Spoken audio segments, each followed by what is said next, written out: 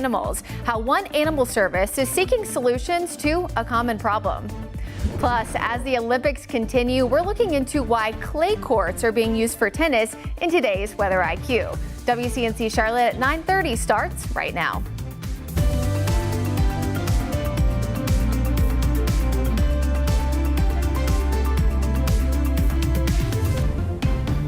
Happy Saturday morning, everyone. We are taking a live look over uptown Charlotte from our view camera. Now, there are a few clouds lingering, a little bit low out there this morning, but not looking too bad. Thank you so much for joining us here for WCNC Charlotte Stream. I'm meteorologist Brittany Van Voorhees, pulling double duty this morning. Let's talk about the forecast, as that, of course, is one of the most important things as we kick off your weekend. Now, today we are going to keep you weather aware once again, but this time it's for a bit of a different reason. We're not just talking about heat, we're talking about the combination of course, heat and humidity, but mainly talking about storm potential, as we could see some gusty winds later on this afternoon and evening thanks to some strong storms. This will be especially east of the Charlotte metro area. We had a little bit of rain earlier, especially for areas north and west of the city. So if you're waking up in Cleveland County, parts of Catawba, Lincoln, even northern Gaston, you might have some slick roadways to at least kick off the day, as again, we did start off with some early rain. That, of course, out of here now, and we will see some storms pop up around the lunchtime hour. However, the majority of our storm potential is going to be later on this afternoon and into the evening. Of course, way more on the forecast coming up as we head throughout the show, and even an update on what's going on in the tropics. Now, developing this morning, CMPD is investigating a homicide on North Tryon. It happened on Shamrock Drive. That's not far away from Eastway Drive. We're told after 11:30 last night, officers were called to an assault with a deadly weapon call. When officers got there, they found 4 people who had been shot. 2 of the victims were found in the road and taken to the hospital with life-threatening injuries. The other 2 were found in a home nearby. One of them was found dead and the other was taken to the hospital. Police are still investigating, and anyone with information is asked to call them. We're also following more developing news, this out of South Charlotte. Charlotte Fire tells us that a large fire broke out in an apartment complex. It happened on Scaly Bark Drive, that's right next to East Woodlawn Road. Charlotte Fire says they were able to control the fire in under an hour. 3 people are being looked at by medic for smoke inhalation. Right now, Charlotte Fire is still investigating. The York County Animal Service is seeking solutions this morning to a common problem: overpopulation of stray animals. The group says overall intakes are up by 32%. They're also seeing an increase of nearly 44% of owners surrendering their pets. WCNC Charlotte's Tradisha Woodard has more on how neighbors are feeling. Abandoned. People just trying to give their dogs away. Or born roaming the streets. It's a lifestyle Mia knows all too well before being rescued 2 months ago. You hate to see it. Some residents say the issue is only getting worse, with some speaking out at county meetings. The number of strays is trending upwards. The amount of rescue assistance to animal control is trending downwards. Allie Davidson is a volunteer with Halfway There Rescue. She says as they struggle to meet the need, she's asking owners to be proactive and get their pets spayed or neutered. The York County shelter is constantly overflowing with puppies, adult dogs, senior dogs, cats of all varieties. Pets can get out all the time. Pets get loose. Pets will circulate different areas. The York County Animal Service is working to mitigate the growth, starting with neutering feral cats and stabilizing the population. We've helped cat colonies that have over 60 cats that are feral and just living in the outdoors. Decreasing that number or just maintaining that number, even if you're taking care of them, just maintaining that number is a huge thing. Davidson says as they work to find permanent solutions, she's hoping more folks from the community will also step in to help, whether spay and neuter or foster and adopt. Pets like Mia are depending on it. Tradisha Woodard, WCNC Charlotte. This morning, an African serval cat has been found. Police telling WCNC Charlotte it was being kept as a pet and escaped Wednesday during a house fire. We're told that cat is now at a sanctuary in Florida. And in case you were wondering, there is no law keeping people from owning these wild cats in South Carolina. The State Department of Natural Resources and Chester Police both say it is not illegal to own one. Well, a new music venue just opened up in the Sugar Creek area. It's one of many spaces breathing new life into the neighborhood. WCNC Charlotte's Julia Kaufman has more on the big changes coming to the area. Raleigh Street is transforming from industrial sites and vacant buildings to a booming center of eat, work, and play. I am happy to see the new growth. The area around the Sugar Creek Transit Center is pulling in developments like The Pass. Its campus will house offices, restaurants, and retail. Plus, 335 apartments across the street. It's kind of giving me more reason to be over here. Because most times I don't stay over here that long. I just go to work and then go back home. Around the corner, a new cafe and cocktail lounge called 88's is in the works, expected to open next month. Oh, that's so cool. I really didn't know that. Sugar Creek resident Chanel Littlejohn welcomes the change, hoping it'll be positive.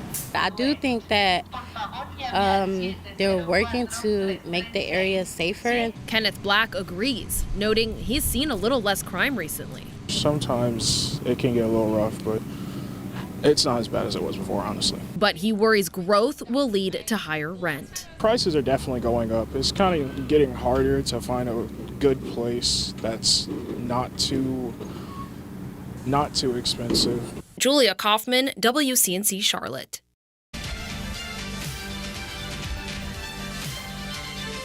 And today, another exciting day of the Olympics as they continue in Paris for day 8. The women's gymnastics individual events will kick off this morning. They will compete on the vault starting at 10:20. Then Steph Curry and the U.S. men's basketball team take on Puerto Rico at 11. We have the full Olympic schedule right now on our website, WCNC.com.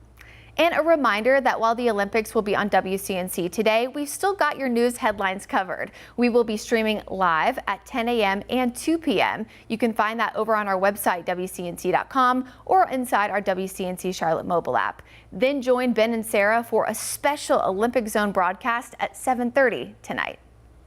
And speaking of the Olympics, this year Olympic tennis matches will be played on clay courts. It is the first time clay courts have been used at the Games since 1992 in Barcelona. Meteorologist KJ Jacobs explains how this can both help and hurt the Olympians on the court. While playing tennis on clay courts is a challenge in of itself, some might not realize weather conditions can impact your chances on clay. Summer temperatures in Paris range between 67 and 104 degrees, forcing players to switch up their strategy as the weather changes. Charlotte City Tennis Director Aaron Molinet says, with Paris 2024 being played on red clay, the pace of play is typically slower than the traditional hard courts. So the hotter it is on a clay court, the clay will actually dry up, meaning it's a much faster surface of clay. So it's still slower than hard court, but it plays a little more like a hard court when it's super hot. Molinet says bad bounces are common on clay courts because when the ball hits the clay, it loses its initial speed and it can then bounce high up. My average ball is 80, 85 miles an hour, and on a clay court, it bounces, slows that pace down. So somebody that may not be able to get to it on a hard court would be able to get to it on a clay court. The top 3 primary weather elements that impact tennis players are wind, temperature, and humidity.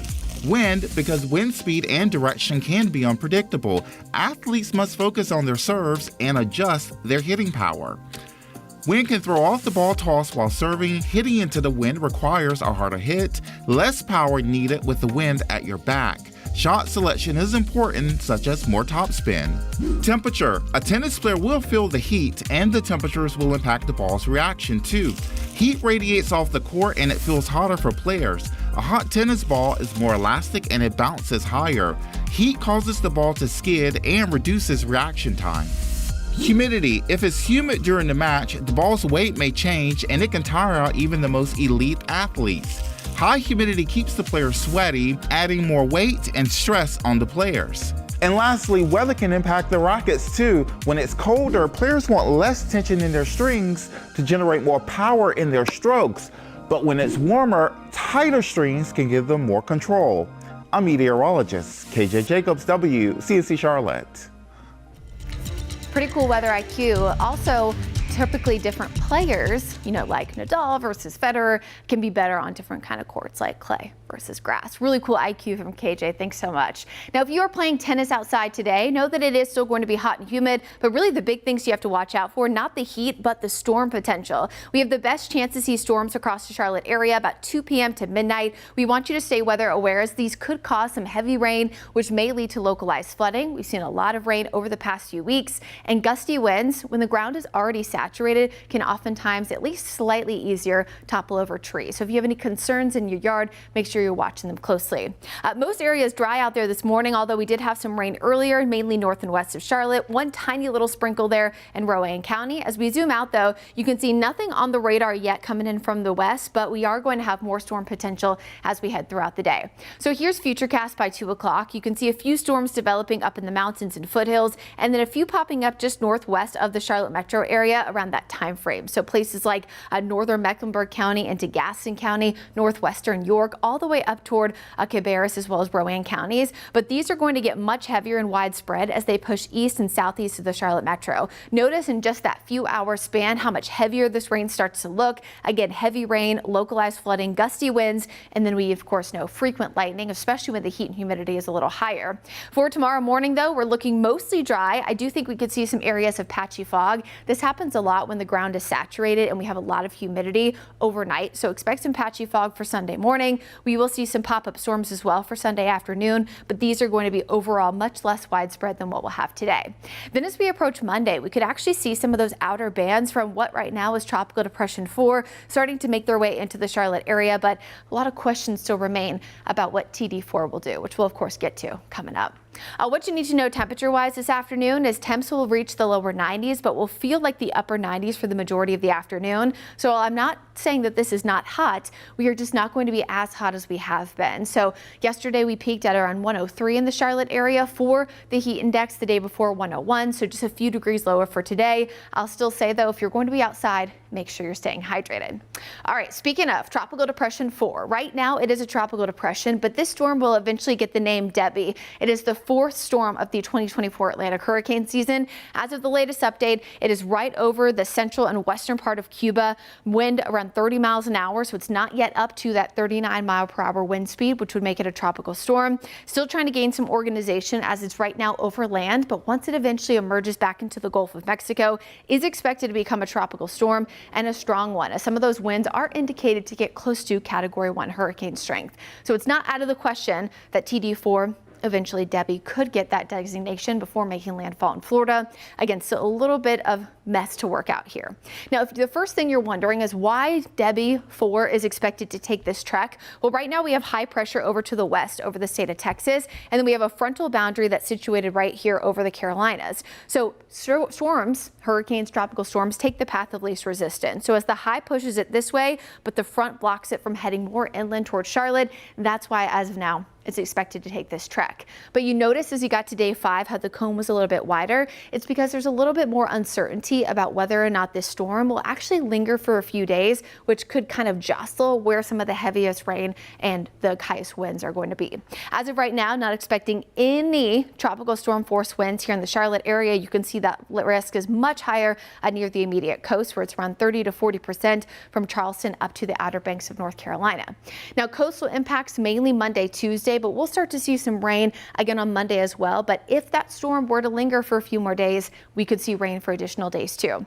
Latest rainfall forecast, again, around 1 to 3 for most areas east or west of Charlotte, that is. And if you're further south and east of Charlotte, maybe 2 to 4, maxing out near 5. But remember, this is over a 7-day period. So while this is a lot of rain and does increase our rain and cloud cover chances for most of next week, right now our impacts are very minor further inland compared to what they'll see near the immediate coast. Here's your Guy Roofing 7-day forecast. Again, 91 today. We're keeping you weather aware for storm potential. Only a few popping up from Sunday through the early part of this week. And then you can see more cloud cover keeps us mostly in the mid 80s. That, of course, we'll have to watch very closely for any forecast changes due to TD4, which will eventually become Debbie. There's a lot more information to talk about. We know the tropics can be a lot this time of year. I have an update that I'm updating every single hour over on our website and our WCNC Charlotte mobile app.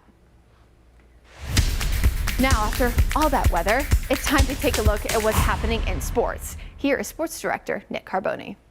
Julius Peppers was a busy man in Canton, Ohio on Friday ahead of Saturday's Hall of Fame enshrinement ceremony.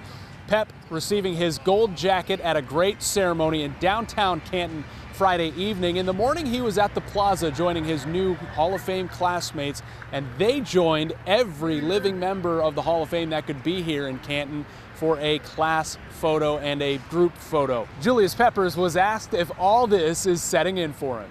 It hasn't yet, to be honest with you. I think tonight, well, since we've been here this week, seeing all of the guys that we looked up to it's starting to set in a little bit. You know, we just left for luncheon just a while ago with, I was sitting next to Carl Eller. You know, we heard from Warren Moon and all of the living legends that we looked up to. So it's going to set in a little bit tonight when we get the gold jackets, but I think finally it'll hit us tomorrow when we see the bust and we get to place the bus and see all of the fans out there in the stadium. Of course, Pep wasn't really a big commercial success. He let his Hall of Fame play on the field speak for itself for 17 NFL seasons, but make no doubt about it, he was a legend of his time, and to hear some of those legends, we talked to those who knew him best. The stories you would hear about him are unlimited and all true. I think that's the first thing that comes to mind is just a freak athlete. You could just tell the guy was operating at a different level. The legend of Julius Peppers began early. At Southern Nash High School in Bailey, North Carolina, he ran for over 3,500 yards and 38 touchdowns and did just about everything on the field but punt. High school teammate Brian Batchelor says one sight will never leave his mind. 6'6", 255, him in full gear, standing on the goal line doing backflips for like 10 yards. Of course, even back then, the future Heels Hooper was showing off on the court, too. Him as an 8th grader taking the ball from the free throw line and throwing it off the backboard and taking one step and grabbing it in midair and just windmilling it with one hand. So, yeah, I saw him do a lot of crazy stuff.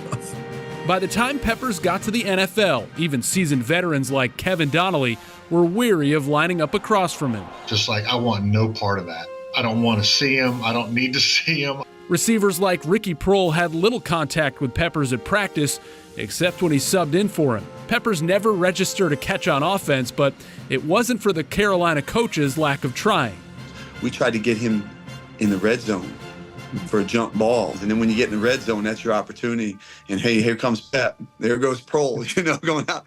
Number 90 made countless legendary plays as a Panther, but one stands out above the rest. It happened 20 years ago in Denver. Peppers picking off Jake Plummer in one end zone and nearly taking it to the other. A 6'7", nearly 300-pound freight train outrunning running backs and wide receivers. But it was just such an amazing play, and we were all cheering for him to score. It is like seeing something you've never ever seen before. Despite his reserved demeanor, Peppers' fierceness on the football field and otherworldly talents and statistics have placed him among the game's greats in Canton. Immense pride. I think it's a great day for Panthers. Just a wonderful day. This is going to be a special moment for the Carolina Panthers and Julius. Not just a special player, but a special person. A great guy, very humble, hard worker, the kind of guy that ends up in the Hall of Fame. And now the day has arrived. The legendary Julius Peppers will be enshrined into the Pro Football Hall of Fame. Today's ceremony begins at noon. In Canton, Ohio, Nick Carboni for WCNC Charlotte. Now let's send it over to Mr. Larry Sprinkle with a look at your weekend tail wagger. Hi, this is Larry Sprinkle. Time for a weekend tail wagger along with our friends over at the Humane Society of Charlotte. If you're watching, last week we had Shadowfax. Great dog, and Shadowfax is right there still looking for a forever home. Maybe this will be the weekend. Let's bring on today's tail wagger. Popsicle is the name. Interesting name. This is really a sweet dog.